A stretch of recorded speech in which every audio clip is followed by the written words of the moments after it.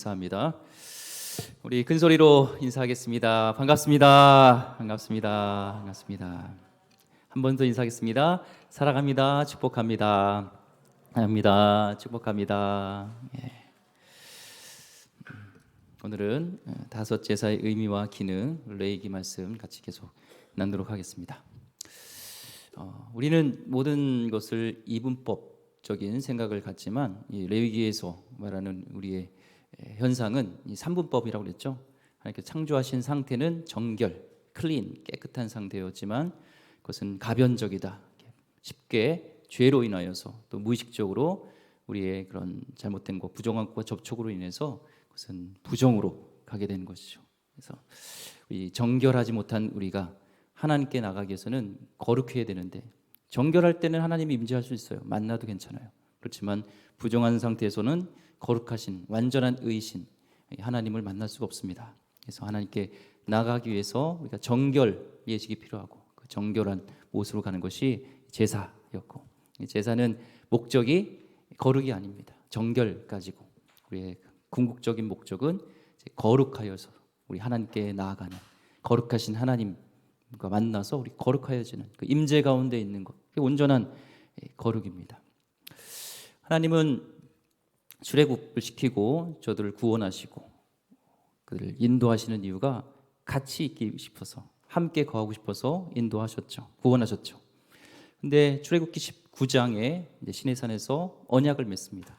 나는 너의 하나님이 되고 너희는 나의 백성이 되는. 그래서 하나님만 사랑하는, 열망하는, 다른 신, 다른 것에 마음 두지 않고 하나님을 전심으로 사랑하는 그 약속을 지킬 때 하나님은 우리를 또한 지켜주시고 제사장 국가로 삼으시고 우리를 통하여서 놀라운 일들을 이루시죠. 임재하겠다고, 함께하겠다고 약속을 하셨습니다.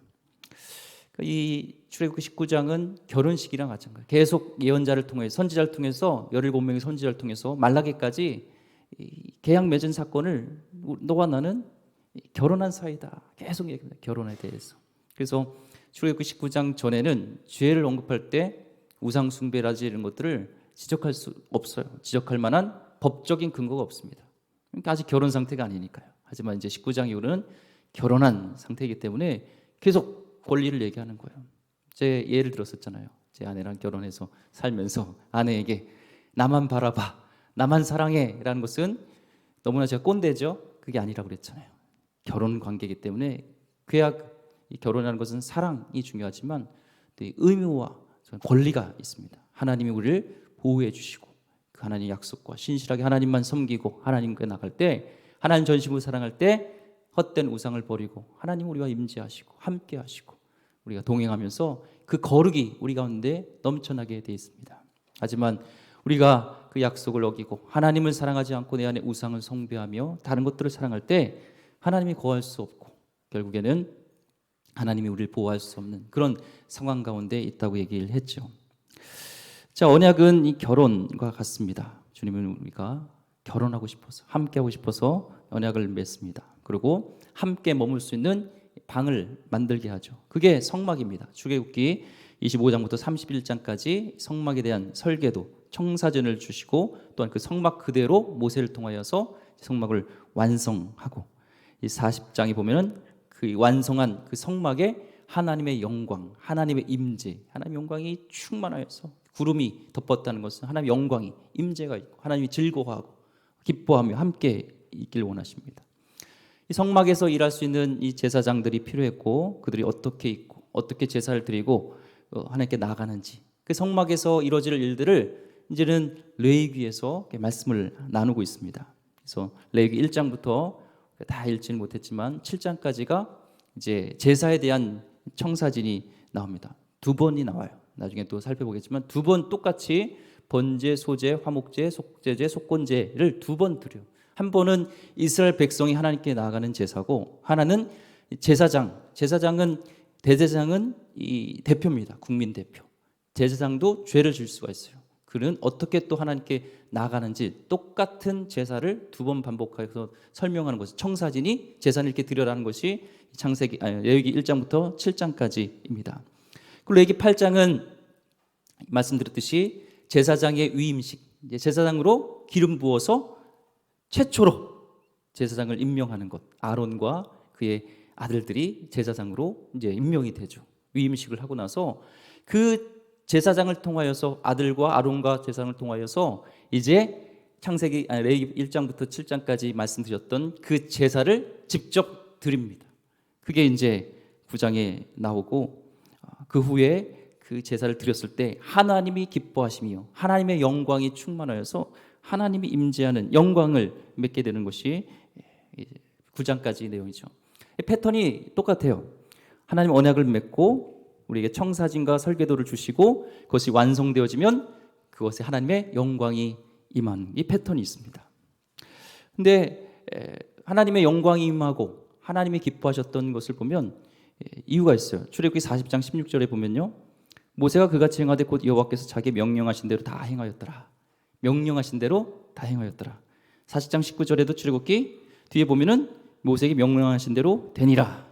출애굽기 40장 21절에도 여호와께서 모세에게 명령하신 대로 되니라. 출애굽기 40장 23절에도 모세에게 명령하신 대로 되니라. 25절에도 27절에도 하나님이 명령하신 대로 다 순종한 거예요. 그때 하나님의 영광이, 하나님의 임재가 가득하게 되죠. 그래서 결국에 출애굽기 40장 29절에 보면은 또 모세에게 명령하신 대로 되니라. 명령의 온전한 순종 속에서 하나님의 영광이, 하나님의 임재가 있는 것을 보게 됩니다. 이 성막의 완성의 가장 중요한 키포인트는 하나님의 말씀대로 되었다는 거예요. 창세기하고도 비슷하죠. 하나님께서 우리를, 이 온 우주를 뭐로 창조하셨죠? 말씀으로 창조하시고 6일째 동안 다 하신 후에 하나님의 영광이 온 우주에 가득했던 것처럼 하나님의 말씀을 주시고 그 말씀대로 다 이루어졌을 때 하나님의 영광이 이 성막에 충만했던 그런 것과 똑같은 모습을 보게 됩니다. 말씀하신 대로 이루어진 것이죠. 그 말씀하신 대로 완성되자 하나님의 영광이 성막에 충만하게 됩니다. 출애굽기 40장 34절에서 35절 말씀 우리가 살펴봤죠. 하나님의 영광이 충만했던 것을 보게 됩니다. 모세가 들어가지 못할 정도로 하나님의 영광 임재가 너무 충만해서 모세는 하나님과 대면대면했던 사람이고 하나님이 1대1로 그 시내산에서 만났던 모세지만 그 하나님의 영광이 너무나 충만하여서 그 성막에 들어갈 수 없는, 두려워서 들어갈 수 없는 그런 상황이 됩니다. 그러고 나서 이제 레위기가 1장 1절에 이어진다고 그랬죠. 그리고가 들어갔다고 그랬죠. 이 히브리어에 그리고 여호와께서 모세 회막에서 모세를 부르시고 그에게 말씀하여 이르시되, 이 회막, 증거막, 성막 동일한 겁니다. 근데 성경에서 성막이란 말이 많이 쓸까요? 회막이란 말이 쓸까요? 증거막이란 말이 많이 쓸까요? 성막으로 많이 생각하죠. 회막이란 말이 훨씬 많습니다. 그러니까 이 부분에 대해서도 다음에 우리 같이 나누겠지만 왜 하나님은 이 회막을 중요하시냐? 미팅 플레이스예요. 만나는 곳. 하나님은 만나길 원하시는 거예요. 그곳에서 만나길 원하시는, 우리와 함께하길 원하시는 그 하나님의 뜻이 거기에 담겨져 있습니다. 회막으로 부르던 이유가 있어요. 하나님은 우리를 초청하십니다. 우리를 부르세요. 모세만 부른 것이 아니라 하나님 우리와 함께하길 원하시고 함께 동행하길 원하시고 우리 안에 임재하길 원하시고 함께 하시는 이 아버지의 마음이 녹아져 있습니다. 하나님의 영광이 가득한 것은요, 세상에 거룩한 것은 아무것도 없어요. 하나님만이 거룩합니다. 우리 인간의 노력으로, 인간의 어떤 모습으로요 거룩해질 수가 없어요. 행위로요. 오직 하나님께만, 하나님이 임재할 때, 하나님이 거하실 때만이 우리는 온전히 거룩하여져서 세상에 선한 영향을 끼칠 수가 있습니다. 정결 상태로요, 교회가 도덕적으로 정결하고 깨끗함으로 세상에 영향을 줄 수 없습니다. 거룩함만이, 하나님의 거룩한 그 성품만이 세상에 선한 영향을 끼칠 수 있어요. 하나님은 우리를 초대하십니다. 누가 이 하나님의 초대에 응답하시겠습니까? 바라기는 이런 소원이 있습니다. 우리 하나님 마음처럼 모일 때마다, 우리가 예수 그리스도의 이름으로 모일 때마다, 순간마다 하나님의 영광으로 압도되기를 소망합니다. 다른 것 구하지 마시고요, 명예, 돈, 성공 아니라 하나님 자신을 구하시길 원합니다. 하나님 우리를 전심으로 사랑하길 원하시고 하나님이 우리를 결혼하시면서 전심으로 사랑하겠나라고 약속하셨기 때문에 하나님도 우리를 그렇게 부르세요. 전심으로 하나님만 구하길 원합니다. 예수의 이름으로 모일 때, 주의 이름을 모일 때 영광이 있게 하여 주시고, 우리가 모일 때마다 주의 임재가 있게 해달라고 한 것이 우리의 간절한 소망이 되어야 될 줄 믿습니다. 그 성령님이 우리의 이 예배 공간을 가득 채우고 우리 삶의 자리를 가득 채우고 우리가 계속 만날 때마다 어느 곳에든지 성령의 인도하심으로 충만함으로 영광이 넘치는 것, 거룩해지는 것, 그 초청이 이 레위기의 말씀입니다. 말씀대로 그 성막이 다 완공되었을 때 하나님이 임재하셨습니다. 그리고 함께 하나님이 우리 모두를 초청하셨어요. 우리 왕에게 나갈 그 예법이 있습니다. 그게 제사입니다. 또한 제사. 엘리자베스 왕이라는 데 나갈 때도 예법이 있어요. 여왕이 얘기할 때는 Yes, Majesty라는 얘기를 한다든지, 여왕이 얘기할 때 나갈 때는 뒤로 나간다든지, 뭐 이런 모든 예법이 있어요. 근데 우리도 왕이신, 전능하신 우리 하나님께 나가는 그 예법이 있는데 그게 제사였습니다. 아유, 굳이 하나님 없어도 난 살 수가 있어. 관심도 없고 예수님, 성령님, 하나님 그딴 게 뭐야? 그런 사람에게는, 명목상 사람에게는 이 레위기의 말씀은 따분하죠. 하지만 하나님께 더 가까이 가고 싶고 하나님을 열망하고 하나님이 부르시는 그 마음을 전심으로 알고자 하는 하나님에 대한 갈급함, 또 하나님의 관계가 깨어졌던 사람이 하나님과 관계가 회복되어지고 하나님의 임재가 내 가운데 있고 항상 주님과 동행하길 원하시는 그 심령에는요, 이 레위기는 은혜의 말씀이 됩니다. 레위기를 보면요, 우리가 보면은 하나님 거룩하셔서 하나라도 뭐 이렇게 실수하면 용납하지 않을 것 같아요. 절차를 하나도 이렇게 뭔가 하다가 떨어뜨리면 용서받지 못할 것 같아요. 그런데 레위기 말씀 잘 보면 대충 돼 있는 분들이 있어요. 많이 생략된 부분이 있어요. 이 레위기를 가지고요, 이 제사를 드리기가 어렵습니다. 지금요. 왜? 근데 하나님은 레위기를 우리에게 허락하셨을까? 이 말씀을 주셨을까? 하나님이 우리에게 원하시는 것이 무엇인가를 우리를 봐야 돼요. 하나님은 레위기를 통해서 우리에게 주신 말씀은 절차가 아니라 상한 심령이 되는 거예요. 상한 심령. 하나님 원하시는 것은 소나 양이 아니라 상한 심령이에요. 하나님을 향한 갈급함. 하나님에 대한 갈급함. 이 시간에 어떤 마음으로 왔든지 모르겠지만 하나님에 대한 우리가 갈급함이 있어야 됩니다. 그 열망 없는 예배 하나님 받으시겠습니까? 갈급함도 없고 사모함도 없고 그냥 예배 보고 가는 그런 마음이 아니라, 하나님은 말라기에서도 그러잖아요. 너가 소나 양, 예물 그만 가져와라. 중심이 없는 것, 너희 총독에게도 눈먼 것도 저는 그런 예물 바쳐봐라. 좋아하겠냐? 하나님은 돈을 원하시는 것이 아니라, 예물을 원하시는 것이 아니라, 소나 양을 원하시는 것이 아니라, 이 레위기의 정신은 갈급함이에요. 하나님에 대한 염원, 하나님 거하기를 원하시는, 하나님께 나아가고자 하는 그 열망을 우리에게 원하십니다. 하나님이 열망 없는, 갈망 없는 형식적인 그 예배 따위를 뭐하러 받으실 필요가 있겠습니까? 이런 열망을 가지고 레위기에 들어간 겁니다. 이 레위기에 보면은 이 5가지 제사가 나오는데요. 그것은 의미가 중요합니다. 각각 제물을 어떻게 드리는지 이렇게 나와 있는데 5가지 제사가 있죠. 번제, 소제, 화목제, 속죄제, 속건제 있습니다.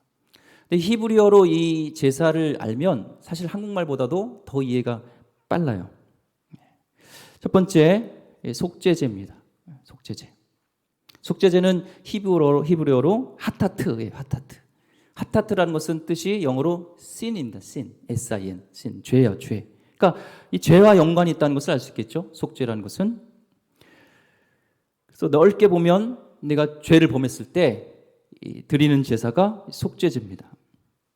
그래서 이 5가지 제사 중에서 제일 먼저 나오는 게 번제지만 번제보다 가장 많은 분량을 차지하는 것이 속죄제입니다. 죄 용서. 이게 중요하기 때문에 5가지 제사 중에서 한 가지만 드려야 된다 생각하면은 속죄제를 드려야 돼요. 죄에 대한 용서에 대한 것이 속죄제이기 때문에 그렇습니다.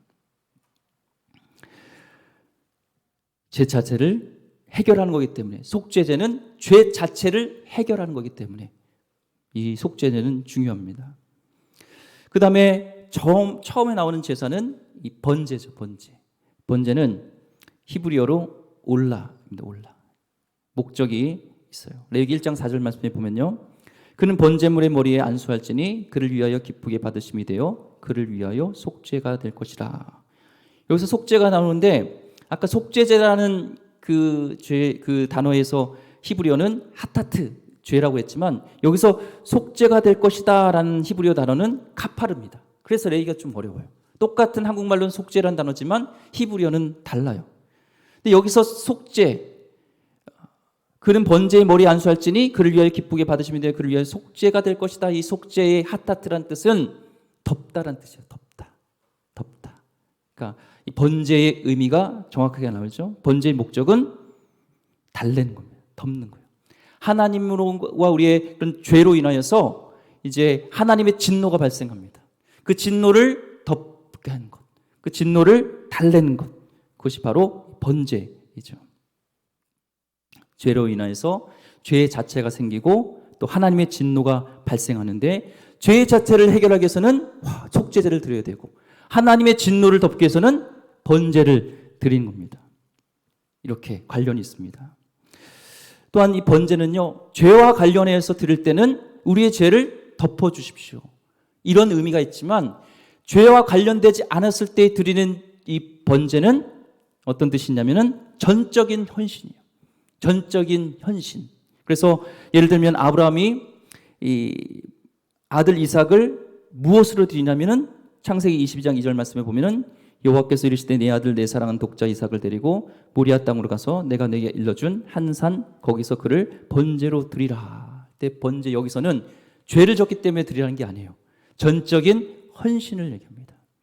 솔로몬에게도 하나님께서 왕이 된 후에 그에게 솔로몬이 하나님께 드렸던 것이 뭐죠? 일천번제를 드립니다. 그 번제는 죄 때문이 아니라 하나님에 대한 전적인 헌신, 하나님을 전적으로 헌신하겠습니다 라는 마음입니다. 성경에는 번제로 드릴 때 하나님 불로서 임했던 사건이 많이 있어요. 그렇죠? 그런 갈멜산에서도 번제를 드릴 때 거기에 불로 임하면서 하나님이 기뻐하셨던 모습을 간 것처럼 올 시간에 예수님의 보혈로 하나님의 예수의 이름으로 주님께 나아가서 우리의 삶의 제사로 우리의 모든 것이 번제로 하나님께 드려지는 하나님께 헌신되어지는 그런 제사가 드립니다. 그런 예배가 되길 원합니다. 그때 하나님은 임재하시고 우리의 마음을 기뻐 받으실 줄 믿습니다. 예. 또한 소제는요 히브리어로 미나예요. 미나. 영어로는 gift, present라는 뜻입니다. 소제는 그러니까 이 정확하게 보면은 왕이 있고 밑에 신하가 있을 때 신하가 왕에게 조공을 드린 이렇게 드리는 예물이 바로 미나라는 겁니다. 하나님에게 감사의 의미로 신하가 왕에게 드린 것이 소제, 조공입니다. 조공. 그 후에 나오는 제사가 번제, 소제, 그 다음에 화목제입니다. 화목제는 제사 중에서 유일하게 복수형으로 되어 있어요. 복수형. 이 화목제가 평화를 상징하죠. 히브리어 중에 평화를 상징하는 게 뭐가 있을까요? 샬롬 아시죠? 샬롬. 샬롬의 복수형이 슐라밈, 그러니까 평화들입니다. 평화들. 한글 성경으로는 화목제로 번역했지만 이 화목제를 드린 것은 죄로 인하여서 하나님과의 우리 관계가 끼어졌을 때 그것을 다시 회복하기 위한 제사가 바로 화목제입니다. 죄가 발생했습니다. 죄를 용서받는 것은 속죄제. 하나님의 진노가 임했습니다. 진노를 달래는 것은 번제. 하나님과 죄로 인해서 관계가 끊어졌습니다. 부정하셨고 하나님 거룩한 분과 같이 있을 수가 없습니다. 그 화목제가 바로 하나님과 관계를 회복시켜주는 것이죠. 로마서 3장 25절 말씀에 이 예수를 하나님이 그의 피로써 믿음으로 말미암는 화목제물로 세우셨으니 이는 하나님께서 길이 참으시는 중에 전에 지은 죄를 간과하심으로 자기 의로우심을 나타내려 하심이니. 우리 예수님께서 우리의 화목제물이 되어주셔서 우리는 하나님과 하나 될 수 없고 하나님께 나갈 수도 없는 우리를 산 길을 열어주시고 화목제물로 우리 하나님과 화목할 수 있는 평화의 그런 모습을 우리에게 주셨습니다. 화목제는요, 죄와 관련됐을 때는 이 관계가 끊어졌을 때 하나님과 드린 것이 화목제지만, 죄와 관련이 없을 때 드리는 이 화목제는 감사예요. 감사. 하나님께 감사할 때 드린 것이 화목제입니다. 또한 화목제는 서원할 때도 드려요. 내가 나신인으로 살겠습니다. 하나님, 내 헌신된 사람으로 살겠습니다. 드리는 것이 화목제고, 마지막 화목제를 드리는 또 한 가지가 있다면 그것은 예배 드리고 싶어서, 그냥 자원해서 하나님께 내가 예배 드리고 싶습니다 라고 할 때 드린 것이 화목제입니다. 또 화목제는 이 다른 제물과 다르게 이 제물을 같이 나눠요. 같이 식사를 해요. 그래서 구제와 또 관련인 것이 화목제입니다. 그래서 화목 제물 중에서는 비둘기로 드릴 수는 없어요. 왜냐하면 같이 나눠야 되기 때문에 이 화목제에서는 비둘기로는 드릴 수가 없습니다. 화목제는 죄와 관련해서는 하나님 관계가 깨어졌을 때, 죄와 관련 없어 드릴 때는 감사, 일단 서원, 자원, 이 마음이 있는 것이 화목제입니다. 마지막 속건제는요, 히브리어로 아샴입니다. 아샴은 보상, 배상 이런 뜻이에요. 속건제는 보상, 배상. 우리 보상과 배상의 차이가 아시죠? 이 코로나로 인해서 우리 상업이 많이 상권이 어렵고 가게가 어렵죠. 그때 국가에서는 국가의 잘못은 아니잖아요. 하지만 그에게 위로함으로, 안타까운 마음으로 보상을 해주는 것이 이 보상이고요. 또한 어떤 죄로 인하여서 어떤 큰 불이 났는데 방치해야 하는 거예요. 어떤 사람의 그것을 안전점검을 해야 되는데 안 했어요. 그래서 사고가 일어나서 큰 피해가 있었습니다. 그것은 잘못했어요. 그래서 주는 물질까지 다 배상해 주는 것이 그것은 배상이죠. 보상과 배상. 이 아샴이라는 속건제는 이 배상의 의미가 있어요. 죄로 인해 관계가 깨어졌을 때, 죄로 인한 것은 속죄제, 번제, 화목제를 드립니다. 하지만 이 사람과의 관계 속에서 성물을 손해를 입히거나 어떤 사람의 마음을 아프게 한다든지 물질의 손해가 있을 때는 하나님께 제사로 끝이 아니라 반드시 속건제를 드려야 되는 거예요. 속건제로 배상해 줘야 돼요. 그 물질에 대한 손해에 대한 20%를 더해가지고 드려야 되는 것이 이 속건제입니다. 예전에 밀양이라는 그런 영화가 있었죠. 아이를 유기해서 이 범인이 죽였어요. 교회 가서 이 전도연이 그 죄를 용서하게 달라고 기도합니다. 그리고 정말 어렵지만 아이를 죽인 그 유괴범을 용서하겠노라고 결심을 해요. 어렵게요. 얼마나 어렵겠어요. 그리고 그 살인범을 이제 면회하러 찾아갑니다. 근데 이 살인범이요, 아무런 가책도 없어요. 얼굴에는 오히려 얼굴빛이 좋아요. 그러면서 그가 얘기하는 말이 이제 자기를 용서할 필요가 없다 합니다. 왜냐하면 하나님이 자신의 죄를 다 용서했기 때문에 나의 죄는 없다라는 거예요.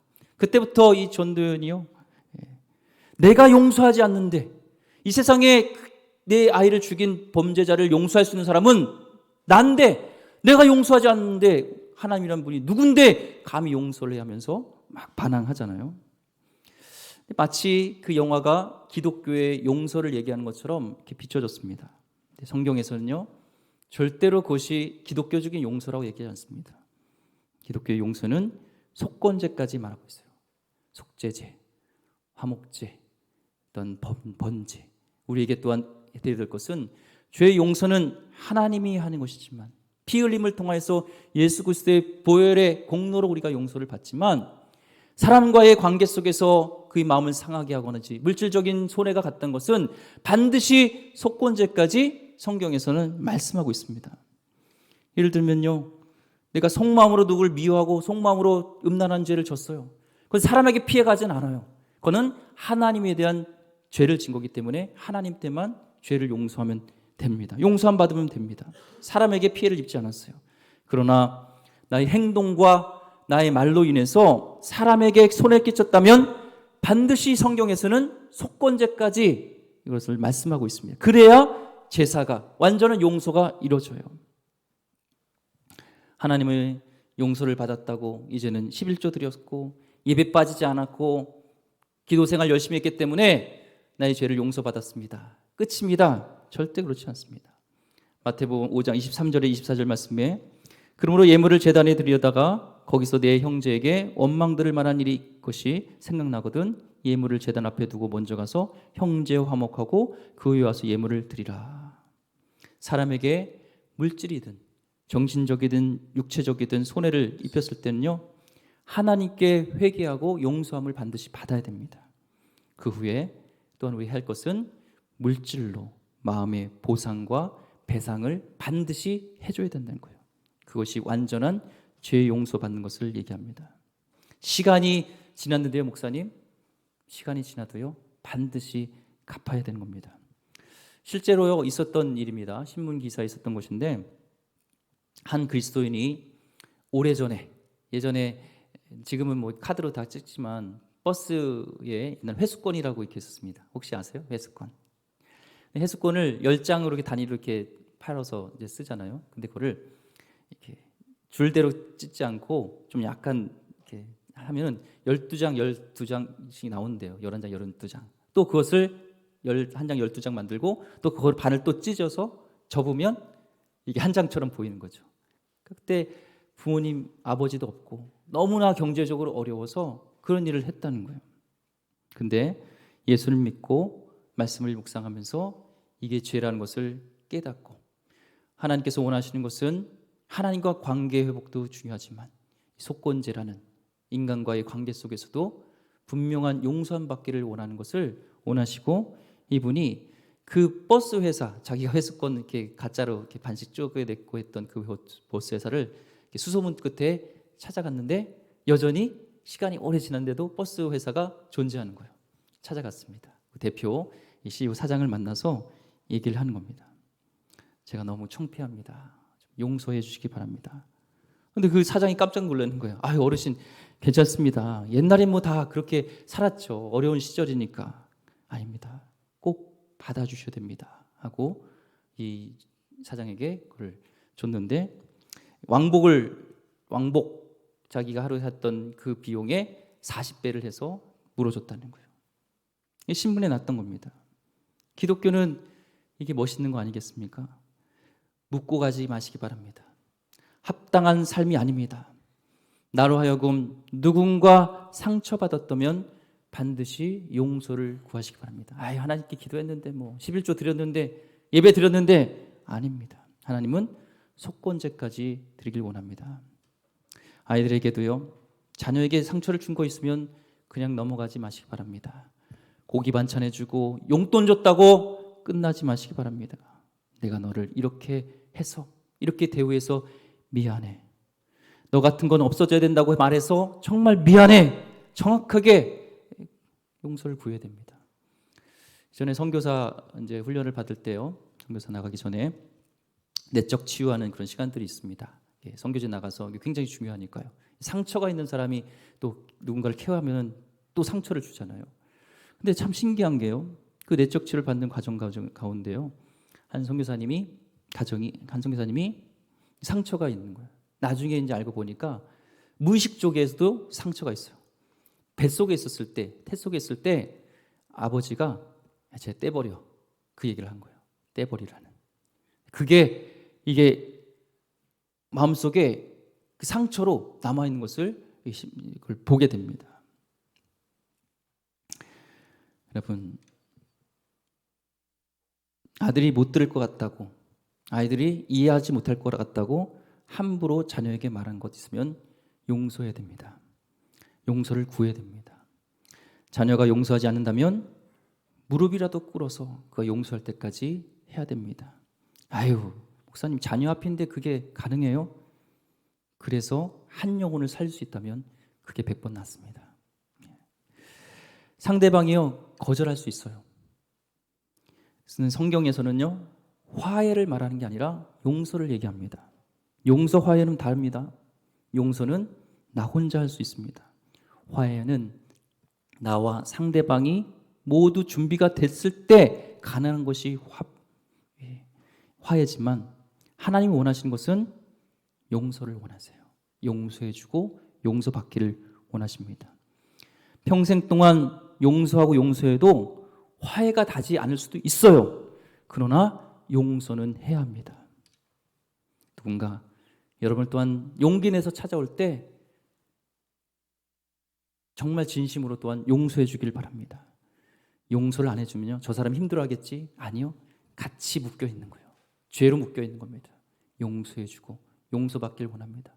오늘 이 레위기 말씀을 통해서 주시는 우리에게 드리는 속건제, 임햄, 하나님과의 관계도 중요하지만 이웃과 관계 속에서 상처 주고 뭔가 해를 입혔다면 반드시 용서를 구해야 됩니다. 진짜 심각한 건 또한 말입니다. 말. 눈에 보이지 않지만요, 이 말이 얼마나 무서운지 몰라요. 상처 준 거, 아유 농담이었어, 난 뒤끝 없잖아. 아닙니다.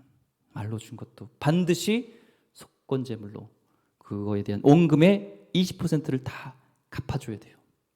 A가 B에게 100만 원을 빌려줬다면 그거에 대한 20%를 더 줘야 되는 겁니다. 그런데 신명기 23장 20절에 보면 이 형제들에게는 구워줄 때 이자를 받지 말라고 합니다. 근데 성경에서 원하는 거는 내가 20% 껐으니까 더 줄게. 근데 상대방 아니야, 동족에는 형제에게는 받지 말라고 그랬어. 이렇게 되는 게 성경이 이상적인데 이렇게 그렇게 되지 않죠. 100만 원만 주면은 야, 넌 속건제도 몰라? 20%는 더 줘야지. 이렇게 얘기하든지 아니면은 더 받으려고 하면서 형제들에게는 돈 빌려주고 이자 받지 말라고 그랬어. 서로 이런 현실 속에 이런 갈등이 있습니다. 성경에서는 오른쪽 뺨을 때리면 어디까지? 왼쪽 뺨을 대라고 합니다. 50리를 가라면 100리를 가라고 합니다. 겉옷을 달라면 속옷까지 주라고 합니다. 우리 주님이 그렇게 말씀하셨습니다. 우습게 볼 게 아닙니다. 말씀을 우리는 신중하게, 모세가 그 말씀대로 다 이루어지게 했을 때 하나님의 영광이 임했던 것처럼 우리 가운데 하나님과의 관계만이 아니라 이웃과의 관계 속에서도 해결해야 할 문제가 있다면 해결하길 바랍니다. 온전히 하나님 말씀에 순종해 나갈 때 하나님의 영광이 우리에게 임하며 하나님의 거룩이 우리 가운데 넘치게 될 줄 믿습니다. 하나님은 살아계십니다. 하나님이 없는 것처럼 살지 마시기 바랍니다. 내 삶을 다 하나님은 보고 계십니다. 하나님 앞에 증인 삶아 살아가시기 바랍니다. 이것이 오늘 레위기의 말씀이에요. 하나님은 존귀하십니다. 아름다우십니다. 1990년 이 마이크로소프트사에서 엔카르타라는 디지털 멀티미디어 백과사전을 제작했습니다. 엄청난 예산과 수많은 전문가들이 투입되어서 대박을 예측했습니다. 그러나 지금 제가 얘기했듯이 엔카르타라는 그런 디지털 백과사전 들어보셨나요? 잘 모르죠. 그런데 네티즌 온라인상의 백과사전 위키피디아는 들어보셨죠? 위키피디아. 그 위키피디아에 무너졌어요. 이유가 그 위키피디아는요, 수많은 이용자가 공짜로 자기 지식을 나누고 서로 보완해가면서 만든 작품이었습니다. 나누는 자가 독점하는 자보다 강하다는 것을 위키피디아를 보면서 우리에게 알려주는 것이죠. 잠언서 11장 24절 25절 말씀에 흩에 구제하여도 더욱 부하게 되는 일이 있나니 과도히 아껴도 가난하게 될 뿐이니라. 구제를 좋아하는 자는 풍족하여질 것이요 남을 윤택해 하는 자는 자기도 윤택하여 지리라.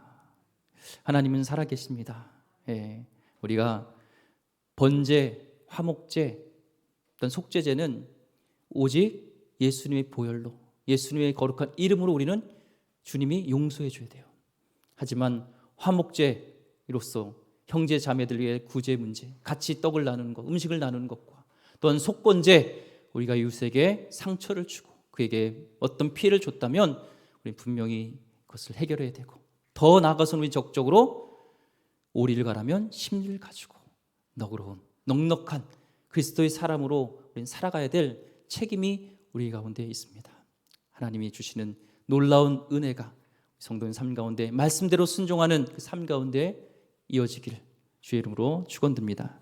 기도하겠습니다. 하나님, 오늘 레위기의 다섯 제사의 의미를 통하여서 그의 기능과 또 우리가 해야 될 것과 또 하나님에게 우리가 맡겨야 될 것을 우리 같이 나눴습니다.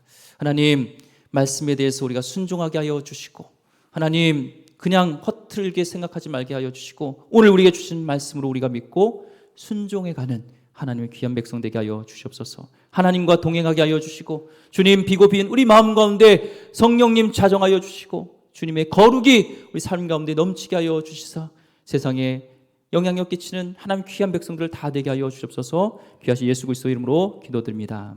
아멘. 우리 찬양 304장 그